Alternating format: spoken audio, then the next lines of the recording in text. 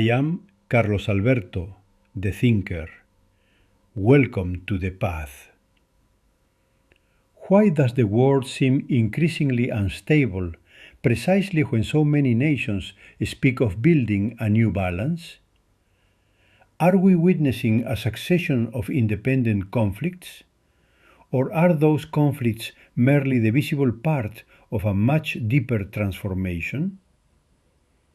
In our previous encounter, we began to walk a different path. We do not try to predict the future. We try to understand the present. Because Stoic Geopolitics is rooted in a simple conviction. Events capture our attention. Processes reveal reality. Today, I would like to invite you to take another step. When we observe world news, we often ask ourselves, what is happening? Yet, Stoic Geopolitics proposes an even more important question. What process is making it possible for all this to happen? The difference seems small, but it completely changes the way we view history. We live in an era where information circulates at extraordinary speed. One crisis quickly replaces another. Alliances shift. Tensions rise. Economies transform. Markets react. Governments make decisions, and headlines hold our attention for a few days only to vanish. However, beneath that surface, there is a much slower movement, a quieter one, and likely a far more important one. Understanding that movement constitutes one of the greatest intellectual challenges of our time, because history almost never changes direction overnight. Major processes begin quietly, while our attention remains focused on the most visible events. Deep forces continue to reshape reality. And when we finally notice the change, we usually believe it happened suddenly. In reality, it has been unfolding for a long time. We simply hadn't yet learned to observe it. Here, an image can help us. Let us imagine a game of chess. As long as everyone accepts the same rules, the game can be intense. Each player develops their strategy. Each move alters the balance. Yet the board retains its stability because the rules remain shared. Now, let us imagine something different. New players appear in the middle of the game. Some pieces begin to take on unexpected weight. Others lose the dominant position they had held for decades. New technologies alter the possibilities of the game. New interests begin to emerge, and at the same time, some participants start to wonder if the rules governing the game still align with current reality. At that moment, the discussion is no longer just about who plays better. A much deeper debate begins. Are we still playing the same game? This question is extraordinarily useful for understanding the historical moment we are living through. For conflicts often do not represent the origin of major transformations. They are frequently merely the visible symptom that existing structures are losing their ability to respond to a reality that is already changing. And here, one of the fundamental principles of Stoic geopolitics comes into play. We must not confuse the symptom with the cause. Conflicts are striking. Processes provide the explanation. When we look only at the conflict, we understand very little. When we discover the underlying process, reality begins to take on a completely different meaning. History confirms this idea time and again.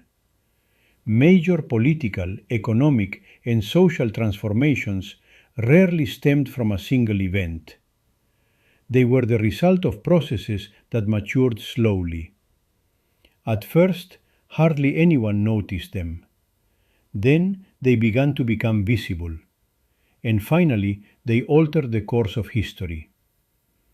Perhaps that is why great thinkers never looked merely at events. They sought to understand the forces at work behind them. And that is precisely the path we propose to explore together. For understanding processes does not mean predicting the future. It means preparing ourselves better for it. Understanding these processes leads us naturally to one of the central concepts of Stoic geopolitics: virtuous realignment. We define it as the process by which a society, an institution, or an international system adapts its rules, mechanisms, and strategies to a changing reality, while preserving its fundamental principles and seeking to resolve conflicts before they lead to a breakdown. Consider this definition carefully. It does not propose destroying the past, nor does it suggest preserving everything simply because that is how things have always been done. It proposes something far more difficult: preserving what time has proven valuable and adapting what experience shows needs to evolve.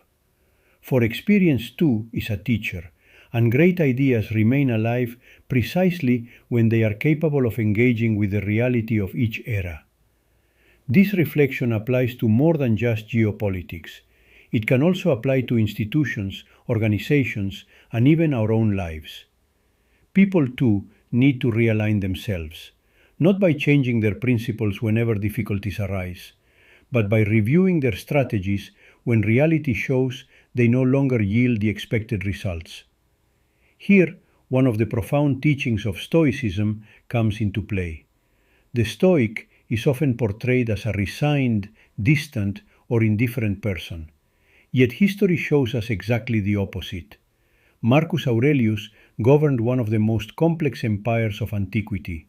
Seneca played an active role in public life. Epictetus dedicated his life to fostering free individuals. None of them were mere spectators of their times. They were men deeply committed to the reality in which they lived. The true Stoic does not act less, he acts better. He does not eliminate his emotions, he learns to understand them. He does not try to extinguish his impulses, he learns to direct them. He does not flee from reality, he observes it with serenity in order to make prudent decisions. Perhaps that is one of the most relevant teachings of Stoicism today. Serenity never meant passivity. It always meant having the clarity to act rightly when circumstances demand it. When applied to geopolitics, this principle takes on enormous importance. No country can control every international event, but everyone can decide how to respond to them. They can strengthen their institutions, they can develop greater adaptability, they can invest in education, they can foster predictability, they can act with prudence when others react impulsively. For prudence has never been a sign of weakness, it has always been a superior form of strength. At this point, it may be worth changing our question once again. Instead of asking only who will win the next conflict, perhaps we should ask ourselves, what silent transformation is trying to break through via that conflict? For conflicts often dominate the headlines of history, yet it is the underlying processes that ultimately write it. And when we learn to distinguish between the two, we stop merely reacting to the day's news and begin to understand the profound movements of civilizations. That is precisely the purpose of Stoic geopolitics. It does not seek to predict the future, nor does it seek to impose a way of thinking. It proposes a method: to observe, to understand, to compare, to learn, and to act with greater wisdom. For only those who understand the processes can prepare with serenity for the changes that will inevitably come. And perhaps that is one of the greatest intellectual challenges of our time, not discovering who will prevail in the coming conflicts, but understanding which principles must be preserved so that the new international balance does not repeat the mistakes of the past. For history's great transformations never begin with a headline. They begin silently, as the pendulum starts a new, almost imperceptible movement, and only much later do we realize that the world had already begun to change. We have reached the end of this first step. Today, we are not trying to predict the future, we are trying to understand the present. For only those who understand the processes can recognize opportunities before they become obvious to everyone. In the next chapter, we will begin to see how those changes cease to be mere isolated events and transform into a new geopolitical landscape, where every move alters the balance of the international system. In the meantime, remember something that is essential to us. Stoic geopolitics does not aim to tell you what to think.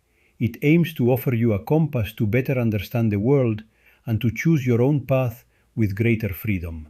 I'm Carlos Alberto, the Thinker. Thanks for joining me once again. If you found this analysis useful, please subscribe to the channel, share this video, and leave your thoughts in the comments. Your participation helps us continue building this community of people who believe that thinking well means living better. Until next time, because the world will keep changing, and we will keep learning to understand it.